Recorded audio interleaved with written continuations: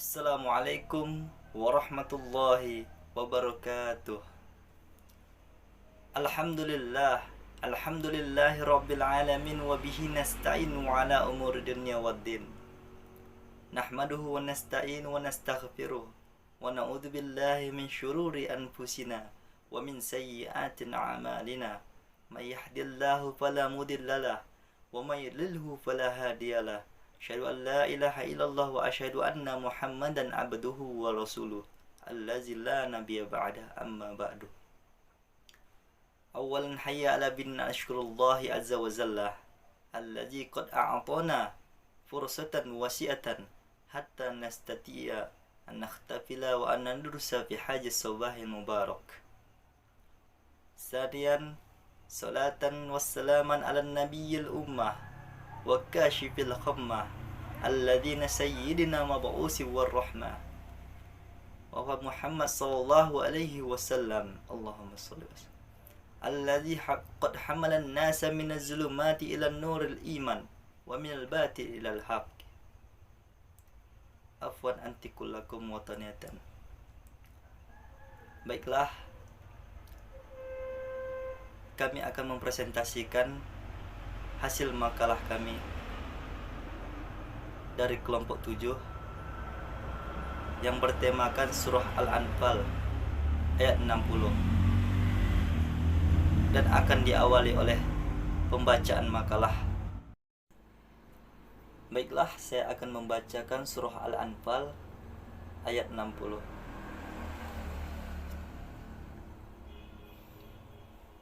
A'udzu billahi minasy syaithanir rajim.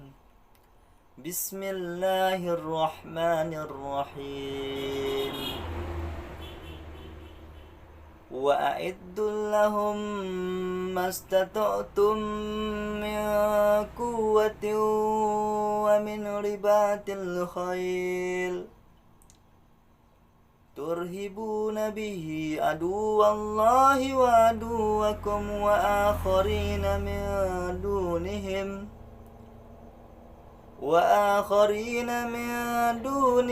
la ta'lamunahum Allahu ya'lamuhum wa ma tunfiqu min shay'in fi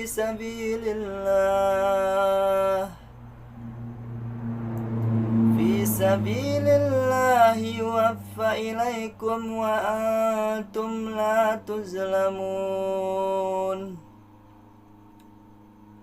Sadaqallahul azim. Baiklah, saya akan mengi'rabkan al-kalimah yang ada di penggalan surah Al-Anfal, sebagian dari surah Al-Anfal. Setahu dan semampu kami akan mengi'rabkannya. Untuk kalimat yang pertama ialah wa'iddu. Fi'lul amri mabniun ala hadfin nuni li'anna mudara'ati min af'alil khamsah. Lahum harfun zarrin. Ma ismul mausul bi mahallin nasbi maf'ulul bih. Istata'tum fi'lul madi mabniun ala sukuni litisali bina'i fi'li mutaharrakati. Watta'u dhamir muttasil mabniun ala dhammi fi mahalli raf'il fa'ili. Min quwwatin jarr majrur muta'allaqu bihalil min al-'adati. Wal wawu wawul atafi wal lamu lamun nafyi. Turhabun maf'ulul bih mansubun wa alamatun nasbihi fathatun zahiratun wal ha dhamir muttasilu mabniun ala dhammi fi mahallin nasbi. Min harfun zarrin mabniun ala sukuni. Fisabilillah jarrun majrurun muta'allaqu bitunfik. Yuwaffa jawabus syarti wan naibul fa'ilum mustatirun. Selanjutnya adalah materi tentang asbab an-nuzul Quran Surah Al-Anfal ayat ke-60. Untuk melihat rangkaian yang lebih utuh dan mendapatkan perspektif yang lebih luas, maka ayat 60 dari Surah Al-Anfal ini harus kita lihat bersama dengan ayat yang sebelumnya dan sesudahnya, yakni dari ayat ke-55 sampai ayat ke-61. Bahwa ayat ini diturunkan berkenaan dengan orang-orang kafir yang memusuhi dan memerangi Nabi Muhammad, yaitu 6 kabilah dari orang-orang Yahudi, di mana Allah kemudian menjelaskan bagaimana mestinya sikap kaum muslimin kepada mereka, terutama sifat mereka yang suka melanggar perjanjian. Setelah Nabi Muhammad hijrah ke Madinah, beliau mengadakan perjanjian dengan orang-orang Yahudi di Madinah, di mana dalam perjanjian itu mereka dibiarkan menetap di Madinah dengan memeluk agamanya masing-masing, dan mereka diberi jaminan keamanan bagi diri dan harta benda mereka masing-masing. Tetapi masing-masing kabilah Yahudi itu malah melanggar perjanjiannya, termasuk dari kabilah Bani Quraizoh, karena telah memberikan bantuan senjata kepada orang-orang kafir Quraisy di perang Badar. Lalu kemudian Rasulullah mengadakan perjanjian kedua, tetapi oleh mereka pun dilanggar pula dengan menghasut orang supaya memerangi Rasulullah ketika terjadi perang Khandaq. Lalu diturunkanlah oleh Allah Subhanahu wa taala surah Al-Anfal ayat ke-57 yang menjelaskan apa yang harus diperbuat kaum muslimin setelah berkali-kali terjadi pelanggaran janji dari kaum Yahudi ini. Allah menjelaskan bahwa jika kaum muslimin menemui mereka dalam peperangan, mereka harus dicerai-beraikan. Demikian pula orang-orang yang ada di belakang mereka harus ditumpas, agar mereka mendapatkan pelajarannya. Tindakan yang tegas dari kaum muslimin ini pada mereka harus dapat menimbulkan kesan yang menakutkan bagi orang-orang yang berada di belakang mereka, sehingga mereka tidak berani lagi melanggar janjinya. Dalam ayat ini pula Allah memberikan peringatan kepada kaum muslimin supaya jangan tertipu untuk kedua kalinya setelah dikhianati oleh kaum Yahudi. Mungkin akan timbul rasa belas kasihan di kalangan kaum muslimin jika mereka mohon diadakan perdamaian. Maka Allah dengan tegas menjelaskan bahwa kaum muslimin tidak usah ragu-ragu untuk mengadakan tindakan yang tegas upaya pelanggaran-pelanggaran semacam itu, supaya tidak akan terulang lagi di belakang hari dan agar supaya orang-orang yang ada di belakang mereka dapat mengambil pelajarannya. Oleh karena pelanggaran itulah kedudukan mereka telah sama dengan kedudukan kaum musyrikin dan musuh-musuh Islam lainnya yang bertambah banyak dan bertambah kuat. Maka pada ayat ke-60 Allah memerintahkan supaya kaum muslimin mempersiapkan diri untuk menghadapi mereka dengan persiapan yang sempurna, sesuai dengan kesanggupan dan kemampuan mereka. Tafsir Al-Madinah Al-Munawwarah atau Markas Tazhim Al-Quran di bawah pengawasan Syekh Profesor Dr. Imad Zuhair Hafiz, Profesor Fakultas Al-Quran Universitas Islam Madinah, setelah Allah mewajibkan Rasulullah untuk menghancurkan kaum yang melanggar perjanjian dan membatalkan perjanjian dengan kaum yang dikhawatirkan akan melanggar perjanjian, maka kemudian Allah memerintahkan untuk menyiapkan diri untuk menghadapi orang-orang kafir dengan berfirman, dan siapkanlah untuk menghadapi orang-orang kafir harbi segala yang dapat kalian mampu, seperti kekuatan senjata dan misalnya yang dapat digunakan untuk memerangi mereka, termasuk di dalamnya adalah segala jenis produk dari berbagai macam senjata alat perang seperti tembak, meriam, pistol, kendaraan untuk pasukan angkatan darat, laut, dan udara, dan benteng, parit, alat pelindung diri, ide-ide dan politik yang dapat menjadikan kaum muslimin maju dan dapat membela diri dari segala serangan musuh. Dengan ini kalian dapat membuat takut musuh Allah yang segala mengintai kesempatan menyerang kalian orang-orang kafir jika mengetahui siapa orang-orang beriman dalam berjihad dan melihat pelengkapan segala jenis senjata alat perang yang mereka miliki, maka mereka akan takut. Kalian juga dapat membuat takut kaum yang belum kalian ketahui permusuhannya kepada kalian sedangkan Allah mengetahuinya. Dia Maha mengetahui hal-hal gaib dan apa yang kalian benar kerahkan, baik itu banyak maupun sedikit, dalam menyiapkan apa yang kalian mampu seperti kekuatan dan perjuangan di jalan Allah. Maka Allah akan membalas perbuatan tersebut dengan balasan yang sempurna, dan musuh-musuh kalian tidak akan memberi kezaliman kepada kalian. Tafsir ringkas Kementerian Agama RI Surat Al-Anfal ayat 60. Usai memerintahkan agar Nabi Muhammad memberi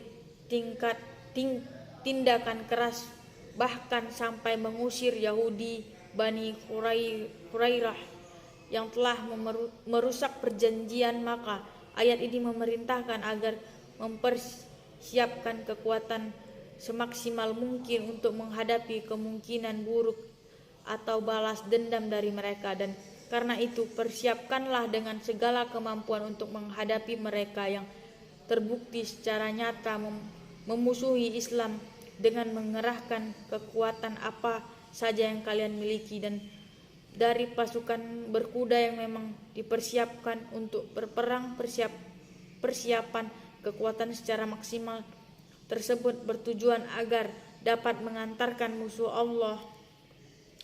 kalian, dan juga untuk mengantarkan orang-orang selain mereka yang kalian tidak mengetahuinya, baik disebabkan oleh kemunafikannya maupun musuh-musuh Islam yang belum tampak permusuhannya, tetapi Allah senantiasa mengetahuinya kepada dan di mana saja, disebabkan kapan dan di mana saja.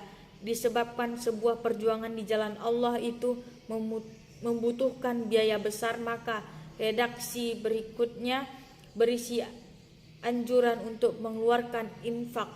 Apa saja yang kamu infakkan di jalan Allah niscaya akan dibalas dengan cukup, bahkan berlipat ganda, asalkan ikhlas kepada kalian dan kalian tidak akan dizalimi, yakni dirugikan atau dicurangi sedikit pun balasan kebaikannya.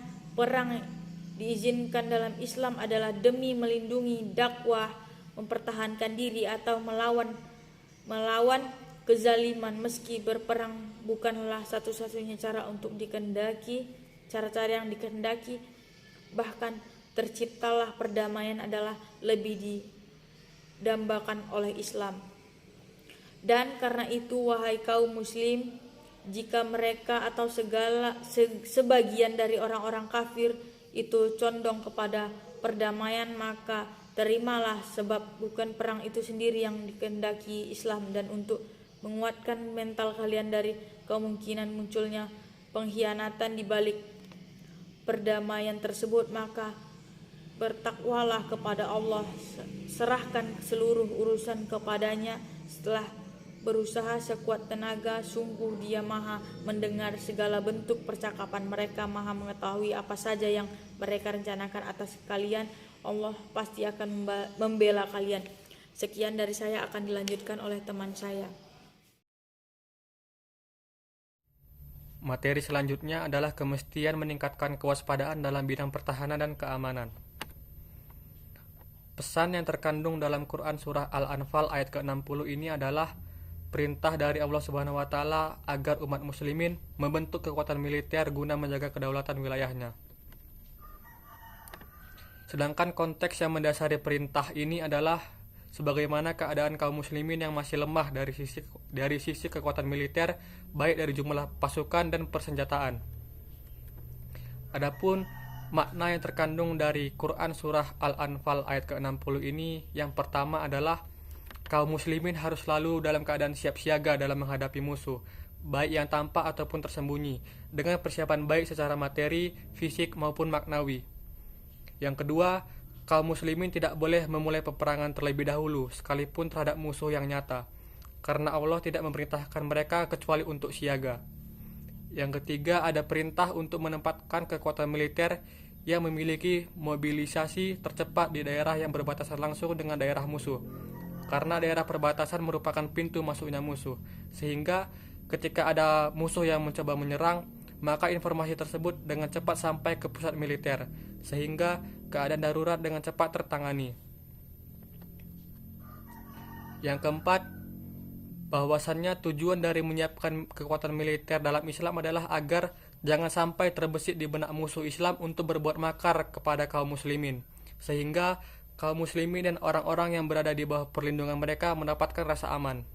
Yang kelima, kaum muslimin harus bersedia mengerahkan segala kemampuan mereka dalam mempertahankan kedaulatan wilayah mereka. Yang keenam, perintah dari Allah kepada hamba-hambanya, sehingga dalam hal ini kewajiban seorang hamba untuk selalu berusaha merealisasikan atau mewujudkan perintah tersebut, tentu dalam kadar kemampuan mereka. Dalam ayat ke-60 ini pula terkandung konsep-konsep ketahanan nasional guna mempertahankan kedaulatan sebuah negara. Adapun konsep tersebut adalah sebagai berikut.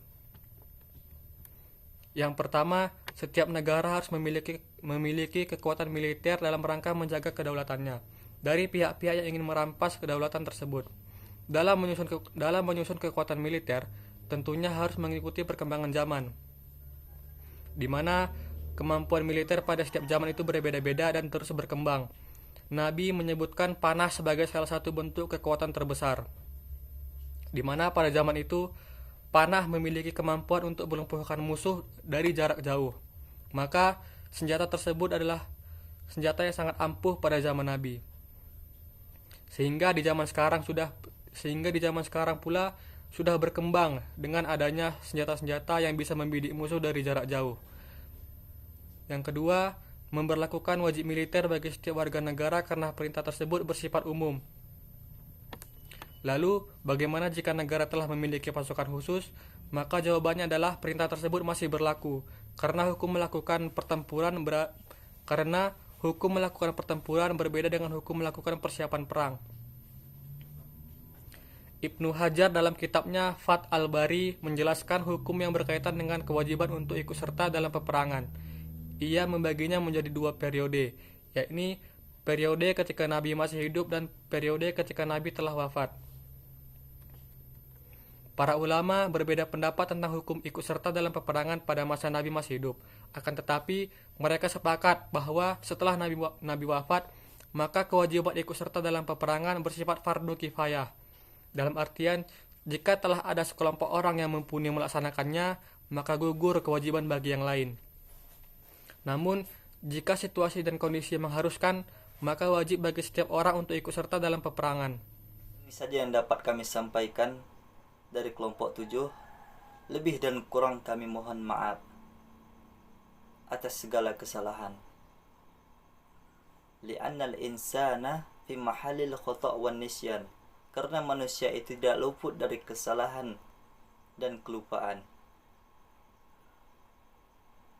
Ilal akhir, ilal iqa'i ma'as salamah insyaallah. Akhirul kalam. Assalamualaikum warahmatullahi wabarakatuh.